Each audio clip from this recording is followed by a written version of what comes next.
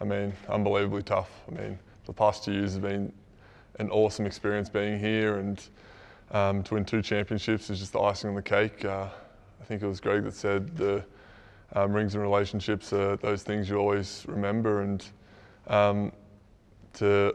opt out of a contract where you know you've got security and stuff, to take a chance on something that's been a goal of mine for a very long time in trying to play in Europe is a scary thing, but I mean, it's something that I've always wanted to do, and the opportunity is ahead, and I can do all I can to try and make that a reality.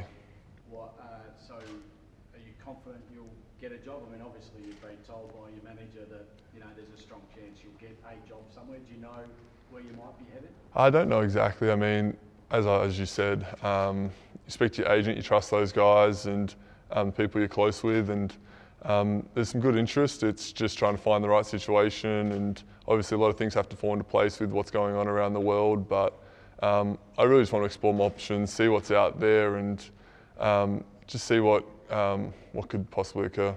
Do you consider it a risky move? A lot would be saying, what's he doing? He's leaving Perth. We had no cases of COVID in the last week or two, to possibly go to Europe where it's going crazy at the moment. Yeah, I mean, I'm not naive to think that it's just going to be smooth sailing.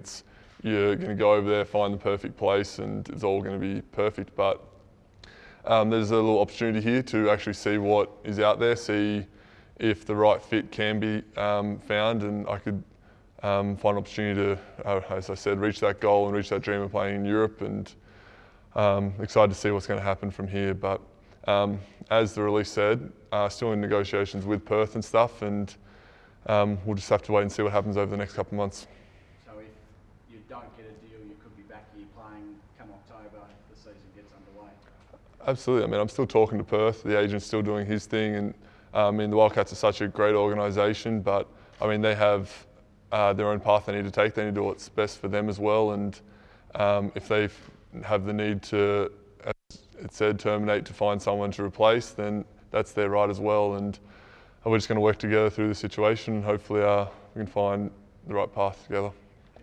Can you give a word to the Red Army? They've just lost the best player in the competition and the best Australian in the competition. It's a pretty heavy blow for the fans, isn't it, and the club?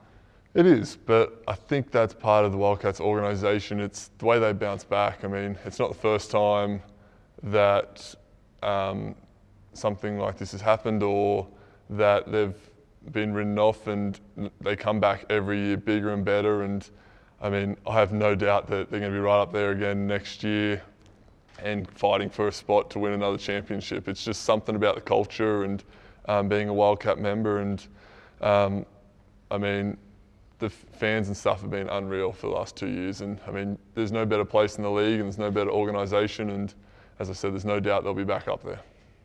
How much did the pay agreement between the NBA, Players Association and the clubs have a factor in your decision? I mean, it's part of it, but at the same time, I had a Euro out this year already, and it's something that I was always working towards since even moving over here. It's trying to get to Europe and build and be the best player I can be. So it was something I was considering beforehand, and I guess it gives you a little nudge in that direction, but it's not the primary reason for it. Saying that, it is a factor in it, and I mean, I'm sure a lot of players throughout the league were not expecting it to happen, but it's something you've got to adjust with and move on from.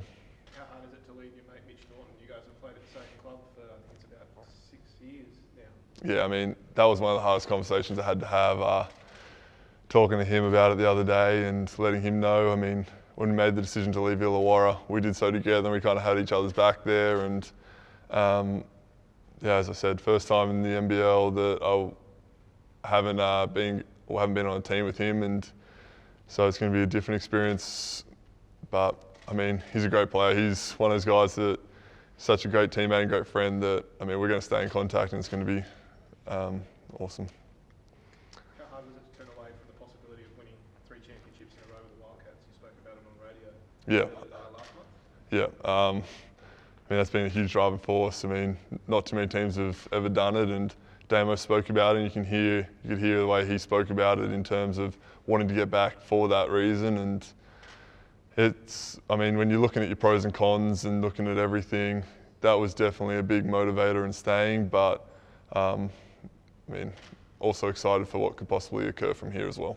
Have you spoken to Bryce in recent days, and did his decision have any bearing on you leaving as well? I've spoken to Bryce a few times. Obviously, we're in similar situations with a few different things, but his decision didn't impact my decision. I mean, when you're making a life choice like this, you can't really base it on what anyone else does. You need to look at yourself and what's best for your own circumstances, and he's done that out of his own accord, and I've done the same thing. So, in terms of the Olympics and whether it goes ahead, did you have to think, am I better playing in an NBL competition to get in the Boomers team or Europe? Did that factor into your consideration? Because it seems like because you're such a great player in the NBL, you've stood out even more and got a Boomers spot. Yeah, absolutely.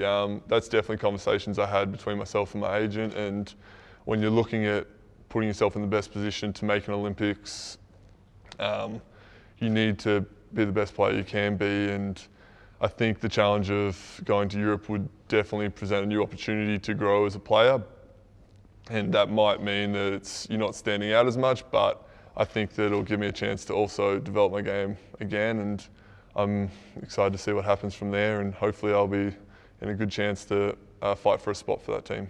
You said you're developing game again. What are the things you're hoping to develop in Europe that you possibly couldn't do anywhere else? I mean, I don't think there's anything specific that I'm trying to develop. I think it's more going against different guys, seeing different styles of play. There's some big body guys over there that you go up against in an Olympic type setting, and you see those type of guys night in, night out, which is a little bit of a different style to the NBL. So I think it'll be just a different environment in which when you take yourself out of your comfort zone, you can grow as an individual as well. Have you been contacted by an NBA team? There are some talking around now that you're at NBA quality. Has anyone touched or reached out to you at this stage from NBA? Not that I'm aware of, but I leave a lot of that stuff and talk to the agent. That's why you pay him to look after you, and he does a great job of it, and he has for the past few years, and you got to put some faith in those guys because they have your back.